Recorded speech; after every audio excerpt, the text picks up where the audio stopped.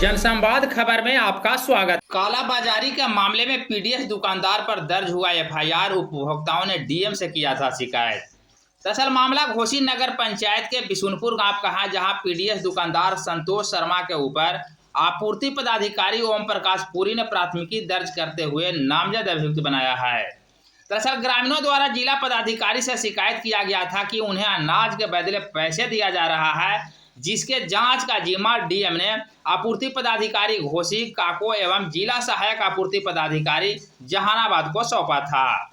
संयुक्त रूप से किए गए जांच के दौरान ग्रामीणों ने गड़बड़ी को सही बताया और प्राथमिकी दर्ज की गई। गोलकपुर पंचायत के जन वितरण प्रणाली विक्रेता संतोष कुमार द्वारा लाभुकों को खाद्यान्न के बदले अंगूठा लगाकर पैसा दिया जा रहा है, जिसकी जांच करने हेतु मैं गोलकपुर गांव गया, जहां उक्त आरोप में सत्यता पाई गई।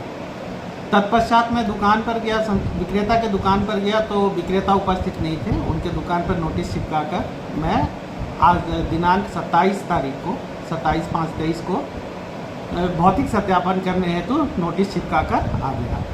आज दिनांक 27/5/23 को सहायक जिला आपूर्ति पदाधिकारी जहानाबाद तथा प्रखंड आपूर्ति पदाधिकारी काको के साथ अनुमंडल पदाधिकारी के निर्देश पर दुकान के भौतिक सत्यापन करने गया, जिसमें उनके दुकान के भंडार में मात्र 17.5 क्विंटल चावल पाया गया, जबकि उनके गोदाम में भंडार में लगभग 156 क्विंटल चावल और 42.5 क्विंटल गेहूँ होना चाहिए था।